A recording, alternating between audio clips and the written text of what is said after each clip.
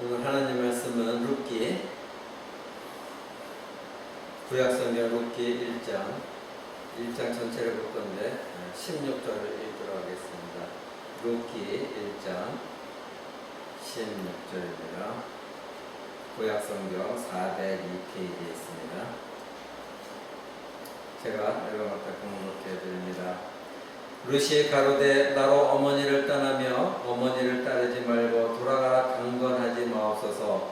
어머니께서 가시는 곳에 나도 가고 어머니께서 유숙하시는 곳에 나도 유숙하겠나이다. 어머니의 백성이 나의 백성이 되고 어머니의 하나님이 나의 하나님이 되시리니. 아멘. 이제 우리가 지난 시간에 이어서 룻기 1장을 보겠습니다. 지난 시간 룻기의 개론에 대해서 여러분에게 말씀을 드렸습니다. 이제 오늘 룻기 1장은 1절에 사사들이 치리하던 때에 이렇게 시작합니다. 1장 1절에 사사들이 치리하던 때에 이렇게 시작하는데, 바로 이 사사기는 이 룻기가 있음으로 말미암아 이 사사기가 완전하게 되는 것입니다. 그러니까 룻기가 쓰여지는 시기도 사사들이 치리하던 때인 것입니다. 사사 시대인 것입니다. 이 룻기는 지난 시간에 여러분이 말씀드린 것처럼 사사기와 사무엘상 사이에 아주 중추적인 역할을, 연결을 하는 역할을 하고 있는 것이 룻기입니다. 굉장히 중요한 룻기입니다.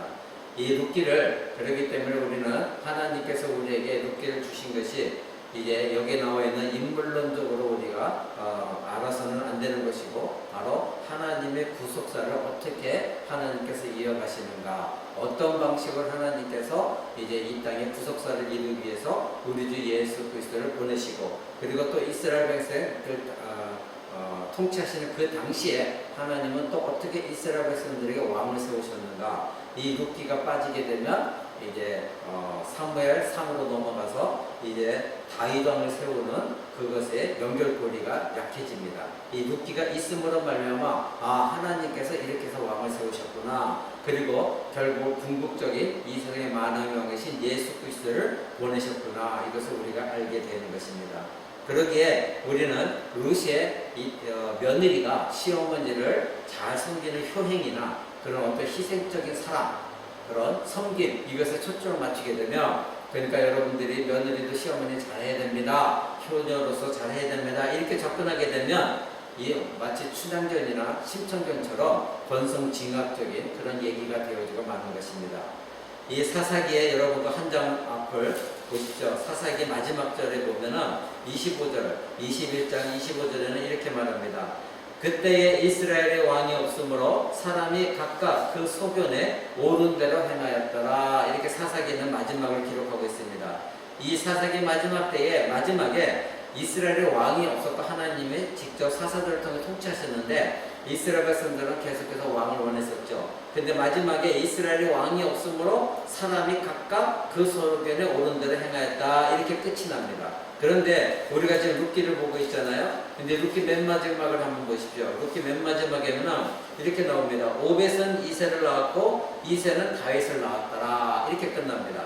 그러니까 사사기의 맨 마지막에서는 이 왕이 없기 때문에, 왕이 없어서 사람이 각각 자기가 원하는 그런 대로 행하였다. 이렇게 끝이 나고, 이 룻기에서는 다윗이 나왔다. 다윗을 이렇게 계보를 얘기합니다. 그래서 다윗의 초점을 맞추게 합니다. 그러니까 하나님은 이제 왕이 없는 사사시대에 다윗이라는 왕을 이미 준비하고 계셨다. 이것을 성경을 통해서 우리에게 알려주시는 것입니다. 그러니까 하나님이 왕을 준비하고 계시다는 것이죠. 그러니까 룻기서의 주제는 이 다윗 왕을 통해서 이제 만왕의 왕이신 하나님의 아들 예수 그리스도를 보내시는 그런 구속사를 알려주기 위해서 룻기가 쓰여진 것입니다. 다윗 왕을 준비하신 하나님은 이제 이 사무엘상 넘어갈 때에, 바로 사무엘상 한번 보시겠어요? 16장 1절을 한번 잠깐 봅니다.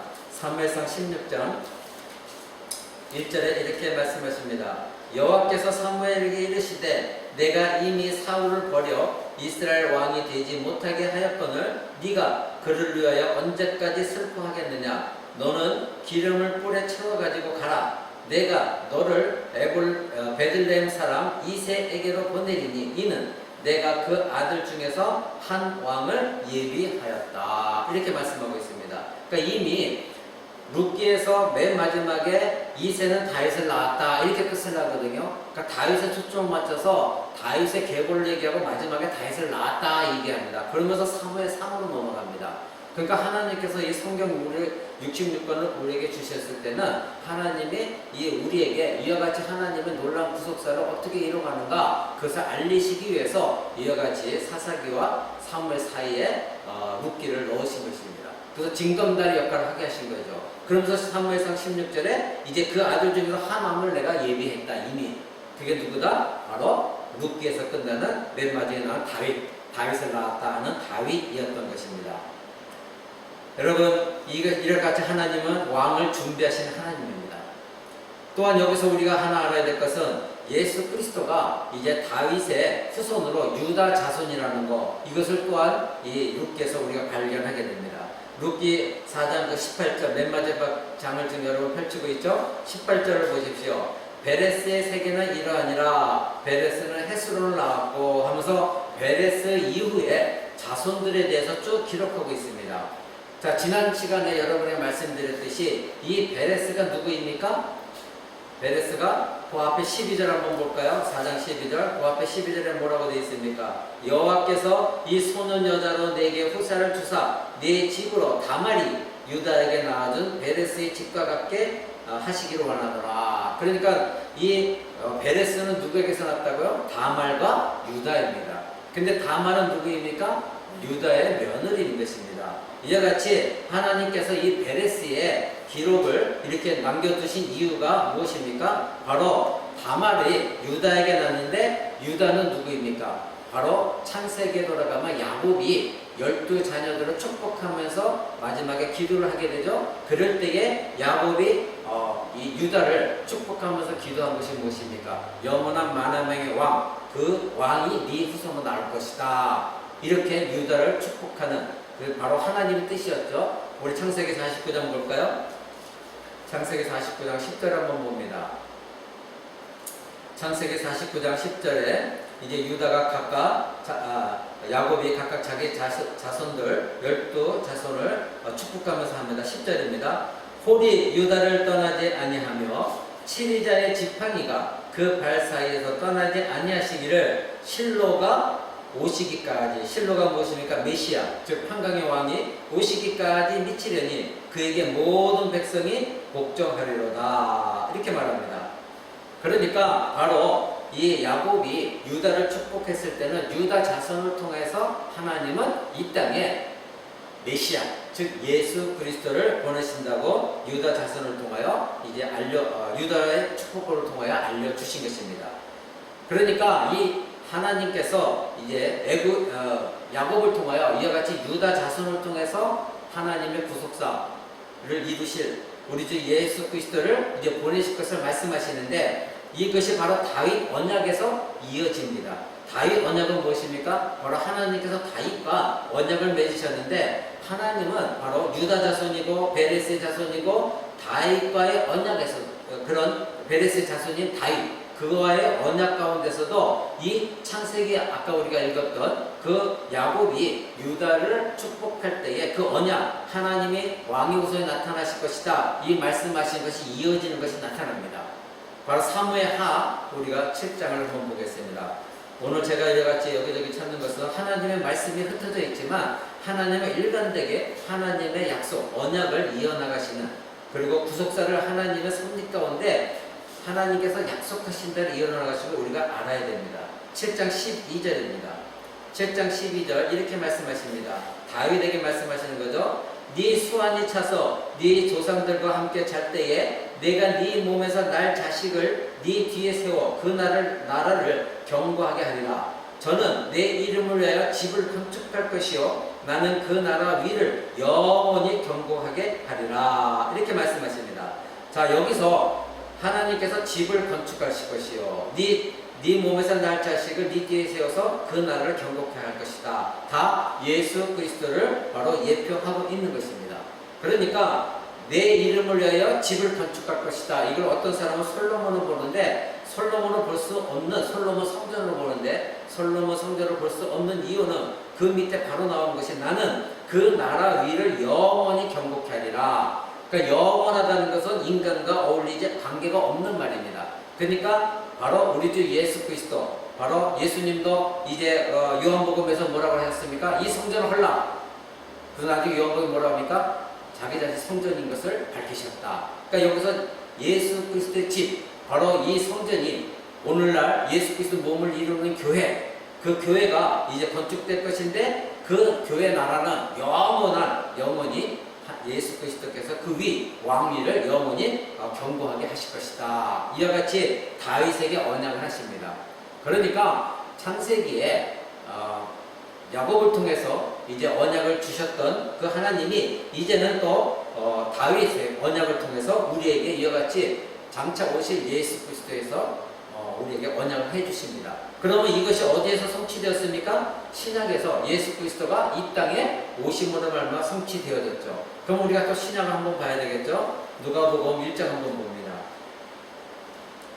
신약 성경 누가복음 1장 20절 한번 봅니다. 누가복음 1장 20절 20절에서 33절인데 거기서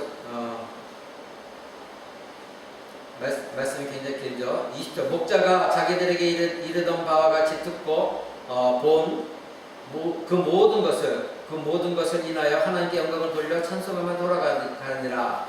할례할 8일이 되매 그 이름을 예수라 하니 곧 수차기 전에 천사의 일컬음 받아라. 모세의 법대로 결례날이 차면 아기를 데리고 예루살렘에 올라가니 이는 주의 율법에 쓴 바 첫해 처음 난 남자마다 주의 거룩한 자를 하리라 한 대로 아기를 죽게 드렸다. 결례를 예수님께서 율법을 지키신 것입니다. 그런데 이제 이 아기를 안고 28절에 보니까 시몬이 아기를 안고 하나님을 찬송하여 거르되, 이 아기가 누구입니까? 예수 그리스도입니다. 시몬이 아기를 안고 하나님을 찬송하여 거르되 주제여 이제는 말씀하신 대로 종을 평안히 놓아 주시는도다. 내 눈이 주의 구원을 보았사오니 이는 만민 앞에 예비하신 것이요 이방을 비추는 빛이요 주의 백성 이스라엘의 영광이니이다 하니, 이렇게 말씀하십니다. 바로 예수 그리스도가 이제 그 모든 것들을 통치하시고 다스리신 그런 약속하신 예수 그리스도가 이 땅에 오시는 것들을 누가복음에서 기록하고 있는 것입니다. 여러분, 이것이 바로 이제 하나님께서 이제 이 예수 그리스도를 이 땅에 보내시는 하나님의 놀라운 구속의 역사 속에서 룻기가 왜 쓰여있는가를 우리에게 증거해 주는 것입니다. 바로 만약에 이 룻기가 없었다면 사사기에서 바로 다윗이 나왔더라 하고서는 그 다윗이 어떤 계보로 이 땅에 태어났는가, 그것을 기록되어야 되는 것이 빠지게 됩니다. 그리고 하나님께서는 어떤 방법으로 이와 같이 구속사를 이루시는가, 그 내용 중에 하나가 바로 지난주에 여러분이 말씀드린 고엘 제도였던 것이죠. 기업 부를 자, 즉 구속하시는 하나님. 그래서 보아스를 통해서 이제 다윗이 이 땅에 태어나게 되었고, 바로 보아스도, 이 보아스와 오늘 보게 되는 룻이 바로 예수 그리스도의 먼 조상의 할머니가 되시는 분이 바로 룻인 것입니다. 그러기에 우리는 이 성경을 볼 때에 무조건 교훈적으로만 보게 되면 하나님의 구속 역사를 우리가 잃게 됩니다. 알지 못하게 되는 것입니다. 아까 말씀드린 대로 이제 이 룻기에 나오는 다윗의 족보는 바로 예수 그리스도의 족보와 같습니다. 마태복음 1장에 나오는 족보와 일치함을 우리는 보게 됩니다. 바로 이것이 성경에 하나님이 놀라운 말씀, 진리의 말씀이라는 걸 증거해 주는 것입니다. 자, 지난주에 여러분에게 기억하시듯이 고엘, 그리고 고엘이라는 것은 대신 기업을 물을 자, 구속할 자다 여러분이 말씀드렸습니다.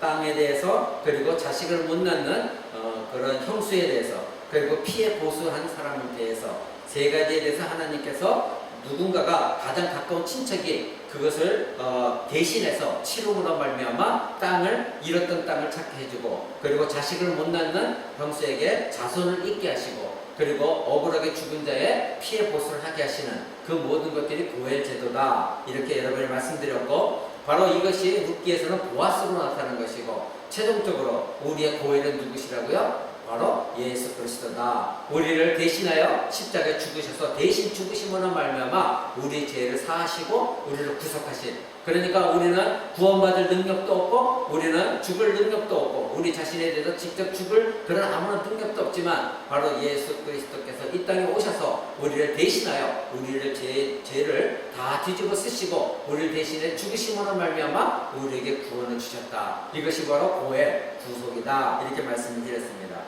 이제 우리가 오늘 룻기 1장 한 절 보도록 하겠습니다.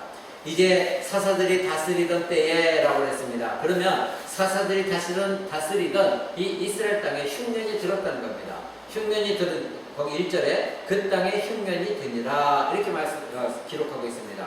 자, 흉년이 들었다는 것은 바로 흉년과 가뭄은 하나님의 진노를 상징하는 것입니다. 하나님의 진노를 의미하고 있습니다. 그러니까 1장 1절에 유다 베들레헴이라고 나왔는데 이 베들레헴이라는 이름의 의미는 뭐냐면 떡집입니다. 그러니까 여기 흉년이 들었다는 거예요.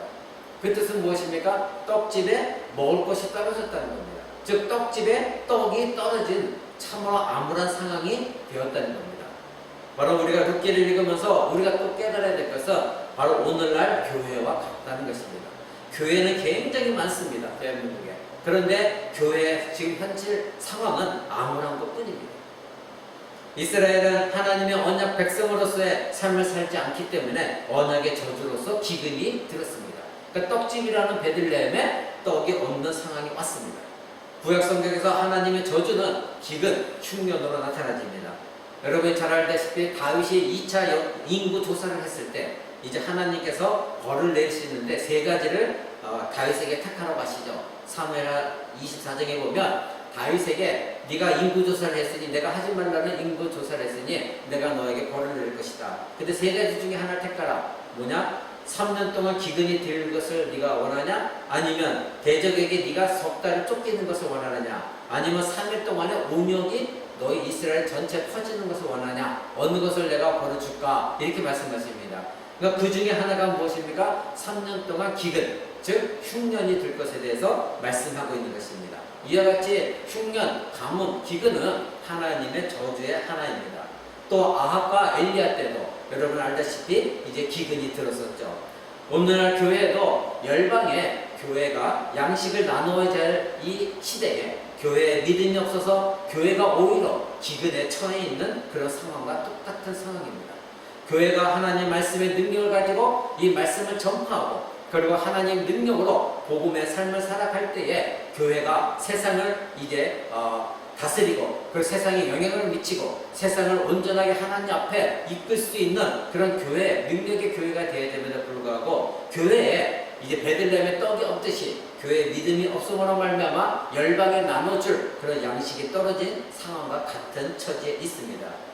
자, 그런데 여기서 성경에서 반전을 이루십니다. 바로 우리의 구원자이신 하나님께서 창세기 3장 1절에 하나님의 약속하신 대로 메시아가 이 베들레헴에서 탄생하게 되는 것입니다. 창세기 3장에서 3장 15절에 하나님은 우리에게 이제 장차 여자의 후손이 나타날 것을 우리에게 약속해 주셨죠. 그 메시아가 여자의 후손이 마침내 어디에서 태어납니까? 베들레헴에서 태어나는 것입니다. 떡이 없어서 기근에 처해서 열방에 하나님의 백성으로서 빛을 발하지도 못하고 열방에 하나님의 양식을 나눠주지도 못하는 이스라엘 땅 베들레헴에 이제 열방에 하나님의 놀라운 생명의 떡과 생명의 음료를 주실 수 있는 그 모든 자들에게 생명의 이제 떡과 생명의 물을 주심으로 말미암아 그들을 살려낼 수 있는 우리 주 예수 그리스도 그분이 바로 베들레헴에서 태어나신 것입니다. 이것이 얼마나 놀라운 하나님의 섭리입니까? 떡집이라는 의미의 베들레헴에 지금 하나님께 반역과 불순종으로 하나님의 저주를 받았고 그래서 기근과 흉년이 들었는데 그곳에 온 인류를 자신의 몸을 떡으로 주셔서 온 인류를 구원하시고 그들에게 생명을 주실 바로 우리 주 예수 그리스도가 그곳에서 태어났다는 것입니다. 하나님의 섭리는 이와 같이 놀라울 뿐입니다. 그래서 이 구약성경 미가서에서는 이렇게 말합니다. 미가서 5장 2절에는 베들레헴 에브라다야 너는 유다 족속 중에 작을지라도 이스라엘을 다스릴 자가 네게서 내게로 나올 것이라. 그의 근본은 상고의 태초니라. 즉 그분은 하나님이다. 그분이 베들레헴에서 나올 것이다. 이미 미가서에서는 이미 이와 같이 예언을 했던 것입니다. 이것이 1장 1절의 말씀입니다. 2절 3절 봅니다. 자, 이제 그 사람의 이름은 엘리멜렉이요, 그리고 그 아내의 이름은 나오미요, 그 두 아들의 이름은 말론과 기룬이니 유다 베들레헴 에브라 사람들이더라. 그들이 모압 지방에 들어가서 거기 유하더니 나오미의 남편 에비멜렉이 죽고 나오미와 그 두 아들이 남았다. 이렇게 기록하고 있습니다. 자, 어디로 이들이 이제 베들레헴의 땅에 기근이 드니까 어디로 이주를 했습니까? 모압 땅으로 이주를 했습니다. 자, 그러면 여기서 우리가 모압이라는 것에 대해서 알아야 됩니다. 모압 지방은, 모압 족속은 근친 상간으로 태어난 족속입니다. 바로 누구와 누구로 인해서 태어났습니까? 바로 소돔과 고모라에 하나님 심판하셨을 때 롯, 아버지 롯과 그래서 거기서 살아남은 두 딸 간에 태어난 자식들이 바로 모압과 암몬인 것입니다. 참 성경은 기가 막히죠. 바로 이 롯과 딸들 사이에, 롯이 술에 취했을 때에 이 딸들이 아버지, 이제 자기 자신들이 자손을 잇기 위해서 아버지와 이제 동침함으로 말미암아 아버지를 잔뜩 취하게 한 후에 이제 자식을 낳은 자식이 바로 모압과 암몬인 것입니다. 그런데 이 모압 자손은 민수기 25장에 보면 이스라엘을 배신하게 한, 이스라엘이 하나님을 배교하게 만든 사람이 바로 누구였냐면 모압 여인들이었습니다. 그래서 그들이 이스라엘 백성들로 하여금 그들의 신, 바로 그모스 신이라고 하는데 그 신을 섬기도록 했습니다. 그리고 이스라엘 백성들을 간음에 빠뜨린 족속이 바로 이 모압 족속의 여인들인 것입니다. 그래서 하나님은 모압 족속을 여호와의 회중에 절대 들지 못하도록 규정하고 있어요. 그래서 신명기 20전쟁에 보면 하나님께서 이렇게 말씀하십니다. 암몬 사람과 모압 사람은 여호와의 총회에 들어오지 못한다. 이렇게 말씀하십니다.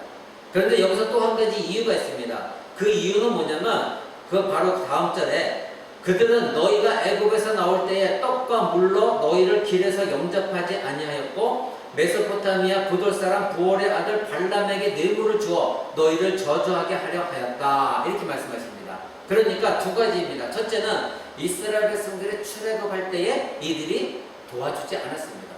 이스라엘 백성들을 도와주지 않았습니다. 두 번째로는 이제 발람 선지자, 거짓 선지자 발람을 끼워서 이스라엘 백성들을 저주하게 만든 것이 바로 모압 왕이었던 것입니다.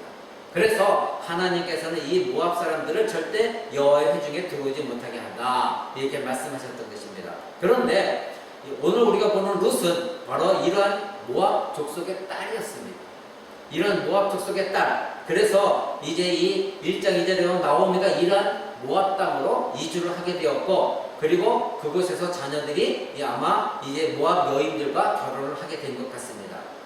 그래서 3절 5절에 보면 이 모압 땅에서 나오미의 남편 아비멜렉이 죽게 되죠. 근데 아버지 아비멜렉만 죽는 것이 아니라 나오미의 아들이 말론과 기론도 다 죽게 되어집니다.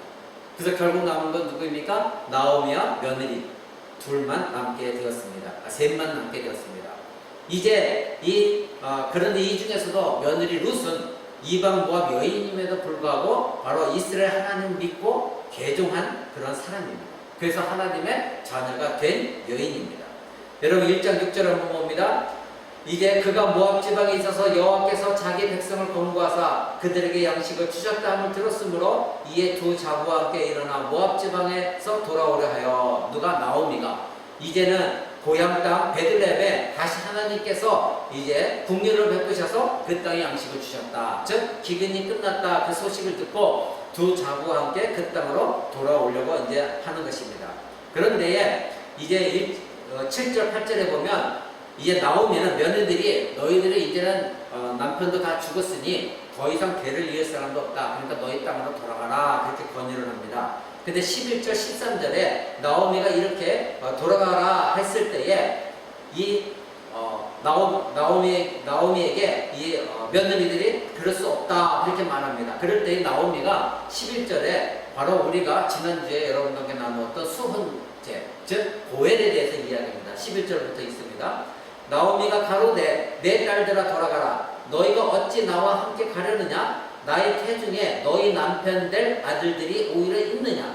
내 딸들아 돌이켜 너희 길로 가라. 나는 늙었으니 남편을 두지 못할지니라. 가령 내가 소망이 있다고 말한다든지 오늘 밤에 남편을 두어서 아들들을 생산한다 하자. 너희가 어찌 그것을 인하여 그들이 자라기를 기다리겠느냐? 어찌 그것을 인하여 남편 두기를 멈추겠느냐? 내 딸들아, 그렇지 아니하니라. 여호와의 손이 나를 치셨으므로 나는 너희로 인하여 더 마음이 아프도다. 이렇게 말합니다. 그러니까 이 내용이 무엇입니까? 간단히 얘기하면 며느리들아, 나는 이미 늙었다. 그리고 나에게는 자식도 없다. 그리고 설령 내가 어떤 남편에게 만나서 다 시집간다 치자. 그래서 자녀를 낳는다 치자. 그럼 그 자녀들이 자라가지고 언제 너희와 다시 결혼해서 너희들에게 대를 잇게 하겠느냐. 이렇게 나오미가 말하고 있는 것입니다. 그러니까 이것은 무엇을 얘기합니까? 바로 수혼제, 고엘 제도를 얘기하는 것이죠. 여러분 기억하시죠? 지난주에 고엘에 대해서 얘기하는 거 바로 형수가 이제 형이 죽어서 대를 잇지 못하면 가장 가까운 친척, 형제 중에서 한 사람이 그 형수에 들어가서 자녀를 생산하고 그 자녀는 자기의 자녀가 되는 것이 아니라 형수의 자녀가 되게 하는 것. 이것이 바로 형수는 아무런 능력이 없기 때문에 수태하지 못하니까 동생이 대신해서 죽은 형을 대신해서 자녀를 잇게 해주는 것. 이것이 바로 기업 무릇자 고엘이라고 말씀드렸습니다. 이같이 나오미는 이 며느리들에게 이와 같이 고엘제에 대해서 설명을 합니다. 그랬더니 14절에 보니까 그 며느리 중에 하나는 오르가는 이제 나오미를 떠나게 됩니다. 그러니까 15절에 나오미가 또 가로되 보라, 네 동서는 그 백성과 그 신에게로 돌아가나니 너도 동서를 따라 돌아가라. 즉 너도 이제 오르가처럼 너의 땅으로 돌아가라.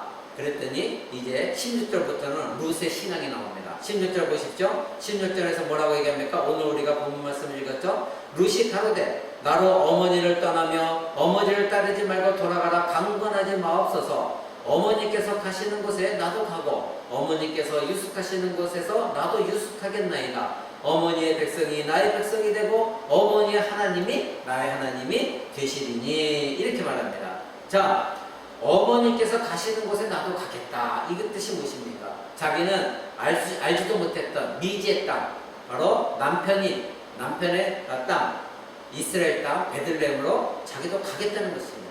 그런데 자기가 가보지도 못한 땅입니다. 미지의 땅입니다. 그곳에 가겠다는 겁니다. 그리고 또 뭐라고 얘기합니까? 어머니께서 유숙하시는 것, 즉 어머니께서 거하시는 곳이 어디든 간에 나도 거기서 거하겠습니다. 그것이 처마맛이 됐든 초막이 되었든 초가집이 됐든 궁궐이 되었든 나는 어머니께서 계시는 곳에 나도 그곳에 있겠습니다. 이렇게 룻은 말하고 있습니다. 그러면서 또 한 가지 한 말이 뭡니까? 어머니의 백성이 나의 백성이 된다. 자, 여러분 아까 말씀드렸듯이 모압 족속과 이스라엘 족속과는 원수지간입니다. 그런데 지금 룻이 말하고 있는 것은 어머니의 백성, 즉 어머니의 민족이 나의 민족이 될 것입니다. 바로 내가 그들과 같은 민족이 되어질 것입니다. 더 이상 원수지간이 아닙니다. 원수지간이 아닌 것입니다. 이스라엘과 나는 하나의 같은 백성이 되겠다. 이렇게 말합니다. 더더군다나 또 이 룻이 강조하는 것이 무엇입니까? 어머니의 하나님이 나의 하나님이 되실 것입니다. 이렇게 말합니다. 이제는 이 룻은 자기 자신이 섬겼던 그 신, 모압 신을 버리고 이제는 바로 하나님께 돌아온 것입니다. 바로 어머니가 섬기는 그 하나님이 나의 하나님이 되어져서 내가 그 하나님을 섬기겠습니다. 이렇게 말하고 있는 것입니다. 그러면서 마지막에 뭐라고 합니까? 어머니께서 죽으시는 곳에 나도 죽어 거기서 장사되겠습니다. 17절에 그렇게 말하죠. 어머니가 죽는 곳에 나도 죽겠습니다. 그곳에서 나도 장사가 되기를 원합니다. 바로 이것이 이스라엘의 이제 장례법인 것입니다. 이와 같이 그녀는 전혀 자기 나라 땅, 이제 모압 땅으로 돌아갈 생각이 전혀 없었습니다. 이방의 룻은 진정 하나님께 돌아온 자였습니다. 나오미의 하나님이 참 하나님이신 것을 이 룻은 발견하게 된 것입니다. 그래서 이제 굳건한 믿음을 갖게 되어졌고 자신의 모압 신을 떠나서 이제는 아무것도 안전이 보장되지 않는, 그리고 장차 먹고 살길도 막막한, 전혀 희망과 소망이 보이지 않는 그런 나이든 시어머니를 이제 모시고 그 시어머니가 살았던 베들레헴 이스라엘 땅으로 돌아가서 그 어머니가 섬기는 하나님을 자기도 섬기고 믿기로 작정한 것이 바로 룻인 것입니다. 여러분 이 룻을 볼 때에 소돔과 고모라의 이제 롯의 아내 한번 보십시오. 정반대 아닙니까? 롯의 아내는 하나님께서 소돔과 고모라 성을 심판하실 때에 그 그 성에 두고 온 것이 너무나 아깝고 그 세상이 너무나도 자기는 다시 돌아가고 싶은 마음에 어떻게 했습니까? 하나님 명령했지만 그 아까운 마음으로 뒤를 돌아보다가 바로 이제 돌상이 그대로 되어버렸죠. 바로 이거 소금 기둥이 되어버렸죠. 이것입니다. 바로 이 룻은 그런 이 롯의 부인과 달리 바로 하나님을 섬기기로 하고 다시는 모압 땅을 뒤돌아보지 않았습니다. 그런데 여기서 또 아이러니한 것은 이 롯의 아내가 누구입니까? 바로 이 룻의 조상이죠. 그렇죠? 왜냐하면 모압 자손이니까.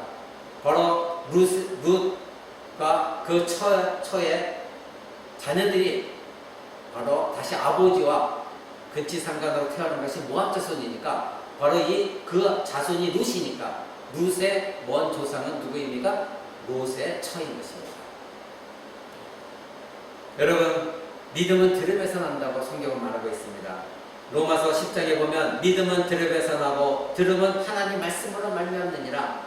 며느리 룻이 어떻게 이런 믿음을 갖게 되었을까요? 바로 룻의 남편이 되었든 시어머니 나오미가 되었든 아마 이 가족들을 통해서 룻은 하나님의 존재에 대해서 알게 되었고 하나님의 율법에 대해서 듣게 되었고 그리고 그 하나님을 이제 계속해서 들음으로 말미암아 믿음을 갖게 되어졌을 것입니다. 왜냐하면 룻이 이미 우리가 읽었던 11절, 13절에서 이스라엘의 율법인 수원제에 대해서 설명을 하고 있는 걸 봅니다. 그러면서 말하는 것을 이 며느리들이 다 알아들었습니다. 이해를 했습니다. 그 뜻은 무엇입니까? 바로 이 며느리들은 이미 나오미로부터 그리고 그 가족들로부터 이스라엘의 율법에 대해서 이미 교육을 받았고 들었다는 것입니다. 그러기에 이 나오미는 바로 들은 바대로 믿음을 갖게 되어진 것입니다. 로마서의 말씀대로 믿음은 들음에서 나고 들음은 하나님의 말씀으로 즉 하나님 율법으로 말미암아 이제 룻은 믿음을 갖게 되어진 것입니다. 룻은 전적으로 이스라엘 곧 오늘날 우리의 교회 하나님의 백성에 속하기를 원했습니다. 그래서 룻은 나오미를 떠나지 않기로 굳게 결단한 것입니다. 우리는 룻기에서 이 효성스러운 룻을 물론 룻을 칭찬해야 되지만 그러나 효성스러운 룻 참으로 효녀인 그 며느리 이것에 초점을 맞춰서는 안 되는 것입니다. 지난 시간에 여러분에게 말씀드린 것처럼 구속사의 관점에서 이 룻기를 읽어야만이 올바른 해석이 되어집니다. 여러분 룻기의 마지막 기록이 이를 증거합니다. 아까도 우리가 본 것처럼 룻기의 마지막 기록이 이제 족보에 대해서 나왔죠. 베레스의 후손은 쭉 나오다 누구로 나갔다고요? 다윗을 낳았다. 이것이 굉장히 중요한 것입니다. 또한 룻은 하나님의 선택하신 백성이었습니다. 하나님의 구속사를 이루어 가시는데 아주 중요한 역할을 한 여인이 바로 누구냐? 룻이었던 것입니다. 그러니까 하나님이 이미 선택하시고 예비하신 룻을 통해서 보아스와 만남으로 말미암아 이제 다윗의 자손을 있게 하셨고 예수 그리스도가 이 땅에 태어나게 하셨고 동시에 하나님께서 구속을 어떻게 이루시는가 그 구속의 의미를 고해 제도를 확실하게 보여주심으로 말미암아 바로 그 고해를 베푼 자 기업 물자를 베푼 자 구속을 베푼 자가 누구예요? 보아스죠. 그리고 가난한 여인 그리고 이제 연약한 믿음을 갖고 있지만 하나님 백성으로서 이제 메시아를 탄생하게 할 족보에 끼어든 이 룻은 바로 오늘날 연약한 우리 교회를 상징하고 있는 것입니다. 그러니까 우리는 이것을 통해서 이제 우리가 하나님이 어떻게 구속사를 이루는가를 우리는 깊이 알아야 됩니다. 룻은 육신적으로 예수 그리스도의 먼 조상 할머니인 것입니다. 우리는 이것을 알아야 됩니다. 그녀는 온 세상 구세주 메시아의 길을 예비한 곳에 쓰임받은 여인입니다. 그러게 우리는 이 룻기를 읽을 때 구속사적으로 읽는다면 하나님의 놀라운 섭리 하나님께서 이 메시아를 이 땅에 보내시고자 어떻게 섭리하셨는가 이것을 우리는 깨닫기 시작하고 그럴 때마다 감탄하는 것입니다. 말씀드리고자 합니다. 이제 룻은 식량의 문제를 해결하면서 하나님의 법을 따랐습니다. 다음 주에 우리가 볼 것입니다. 이제 하나님은 가부와 고와 가난한 자는 밭에 나가서 이삭을 줄 수 있게 하셨습니다. 그래서 추수하는 자들은 이제 그 이삭을 모두 조금씩 땅에 흘리고 남겨두어야 되는 것이 율법이었습니다. 그래서 레위기 9장 19장에 보면 이렇게 말씀하십니다. 너희 땅에 곡물을 벨 때에 너는 발 모퉁이까지 다 거두지 말고 너의 떨어진 이삭도 줍지 말며 너희 포도원의 열매를 다 따지 말며 너희 포도원의 열매도 줍지 말고 가난한 사람과 타국인을 위하여 버려두라. 나는 너희 하나님 여호와니라. 이렇게 말씀하십니다. 그러니까 이제 우리가 다음 주에 알아볼 것이지만 이 룻은 이제 이 보아스의 밭에 가서 이 떨어진 이삭을 줍게 됩니다. 그러면서 보아스를 만나게 되는 것입니다. 바로 하나님께서 레위기에 이가 율법으로 주신 것에 충실하게 이 룻은 또 율법에 따라서 보아스의 밭에 나가서 이제 이삭을 줍기 시작합니다. 우리가 오늘 지난주 오늘 이어서 여러분에 강조하는 것이 무엇입니까? 우리는 때로는 성경을 읽을 때에 교훈적인 부분으로 읽기도 하고 교훈적인 부분으로 설교도 할 때도 있습니다. 그것이 틀리다가 아닙니다. 그러나 우리가 너무나 교훈적에 취하게 되면 인물론적으로 가게 되고 그러다 보면 하나님께서 성경을 통해서 우리에게 어떻게 하나님의 구속사를 이루시는가 이것을 놓칠 때가 너무나 많습니다. 그것은 굉장히 중요한 이야기입니다. 하나님께서 왜 우리에게 성경 66권을 주셨습니까? 누차 여러분이 말씀드렸듯이 구약 성경은 모두가 다 온통 예수 그리스도가 메시아가 이 땅에 태어나신 것에 초점을 맞추고 있다 말씀을 드렸습니다. 그러니까 구약에 있는 모든 내용은 때로는 전쟁 이야기도 있고 또 시편 이야기처럼 여러 가지 환난과 고통을 하나님께 청원하는 이야기도 있고 많은 역사적인 이야기가 있지만 결국은 이 모든 것의 큰 흐름은 바로 하나님께서 어떻게 이 땅에 하나님의 아들 우리를 구원하기 위해 이 땅에 예수 그리스도를 보내시는가 여기에 초점이 맞춰져 있는 것입니다. 바로 우리를 구속하실 우리를 구원해 주실 바로 대신 죽어주실 예수 그리스도를 어떻게 보내시는가 이것에 우리가 항상 초점을 맞춰야 되는 것입니다. 그랬을 때 성경이 올바로 해석이 되어집니다. 오늘도 우리가 룻기를 통해서 이 룻기를 보면 이스라엘에 대한 어떤 하나님의 백성으로서의 어떤 이야기가 나오지 않습니다. 이방 여인에 대한 이야기입니다. 그럼에도 불구하고 이 룻기가 굉장히 중요한 역할을 하고 있다는 것 여러분 꼭 기억하시면서 우리 성경 66권 어느 것 중에 한 권이라도 한 장이라도 우리가 그저 흘려버릴 수 있는 그런 말씀은 없다. 모든 말씀이 하나님의 놀라운 뜻과 섭리가 담겨져 있기 때문에 우리가 그곳에서 하나님을 발견하게 되면 하나님 약속을 발견하게 되면 그리고 하나님 계획을 발견하게 되면 우리의 구속, 우리를 구원을 위해서 어떻게 하나님이 일하셨는가 그것에 여러분은 감동 감화되어지며 하나님께 감사와 영광의 찬송을 드릴 수밖에 없는 것입니다. 여러분이 성경을 읽을 때 이와 같은 마음으로 성경을 읽는 저와 여러분 되시기를 우리 주 예수 그리스도의 이름으로 축원을 드립니다. 기도합니다. 살아계신